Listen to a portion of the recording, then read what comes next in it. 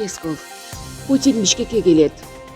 Путин Бишкекте өтө турган Евразиялык экономикалык форумга катышат. Бул тууралуу РФ президентинин маалымат катчысы Дмитрий Песков билдирди.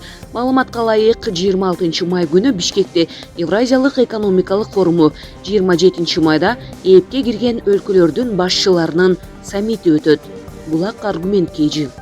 УКМК төрагасы Камчыбек Ташиев жемкорлорду кармап жетишпей жатат.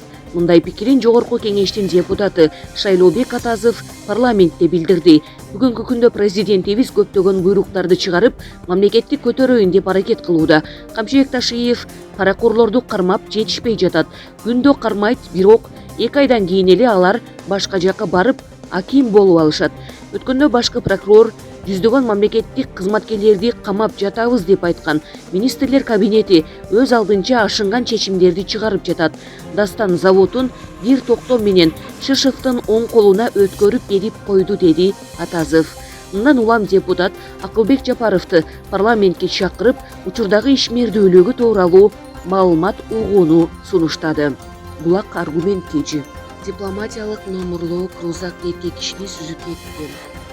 Toyota Land Cruiser унаасынын мамлекеттик номуру D04-002 айдоочусу эркек кишини сүзүп кетти. Бул тууралуу окуянын күбөсү билдирди. Сүрөттөр Жибек жолу проспектиси менен Жаш гвардия бульварынын кесилишинде тартылган. Булак бара келди. Буга чейин социалдык тармактарга саламаттыкты сактоо министри Алым Кадыр Бейшеналиевдин 2 саат операция жасап, взятканы чөнтөгө салып, кете беришимин деген видеосу тараган. Сереп медиа маалымат агенттиги министрдин өзү менен байланышып, видеодогу сөздөрдү эмне максатта айтканын сурадык. Анын айтымында ал бул сөздөрү менен медайымдардын оор кесиптик түйшүгү бааланбай жатканын айткысы келгенин билдирди. Ал иш-чара жылда бир келген медайымдардын кесиптик майрамы болчу. Чындыгында эле хирург операция кылып, дары жазып берип коюп, ыраазычылык иретинде берилген акчаны алып эле кетип калышат. Медайымдар ал бейтапты 24 саат бою карайт. Алардын эмгегин эч ким баалабайт. Аларды керек болсо экинчи сорттогу кызматкерлерге киргизип коюшкандар бар экен. А мен 2 саат операция жасап, взятканы чөнтөгө салып, кете берчүмүн деген сөздөрү менен ошондой хирургдарга тийишип айткам. Аны түшүнгөндөр түшүнүштү. Мен өмүрүмдө взятка жие, аны азыр ыраазычылык деп коюшат экен. Алган эмесмин. Менин байлыгым өзүмө жетет. Мен чындыкты өзүмдү кошуп, образдуу айттым, деди Бейшеналиев. Булак аргумент кейжи. Ошто Мас абалындагы видеосу тараган милиция кызматкери кызматтан алынды. Кече 17 майда соц тармактарда Мас абалындагы милиция кызматкери тартылган, видео тараган. Видео боюнча Ош шаардык ички иштер башкармалыгы маалымат таратып, текшерүүдөн кийин анын Ош шаардык ички иштер башкармалыгынын кызматкери экендигин аныктаганын билдиришти. Ош шаардык ички иштер башкармалыгынын жетекчилиги тарабынан иликтөө иштерин жүргүзүүгө тапшырма берилди.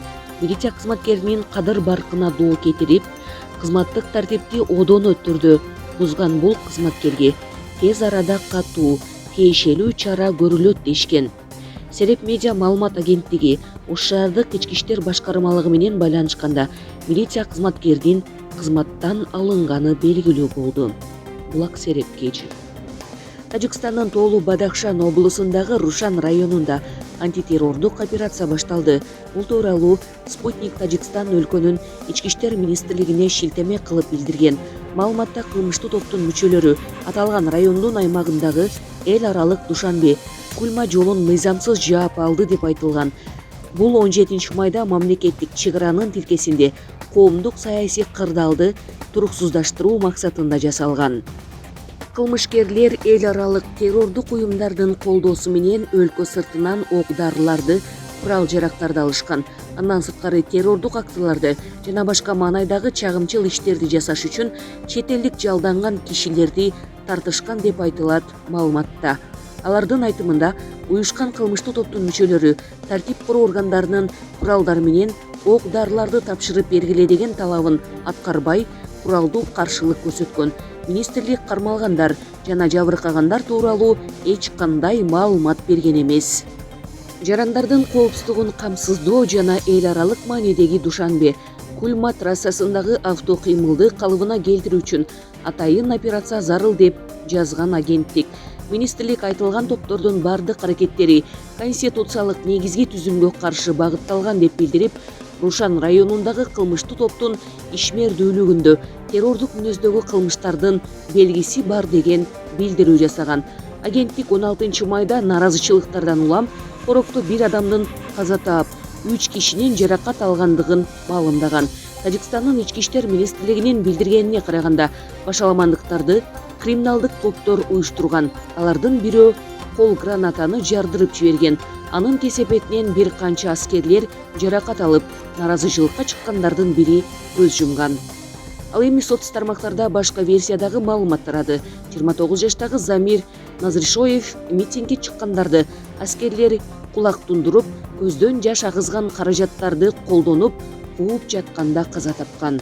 Булак Спутник KG.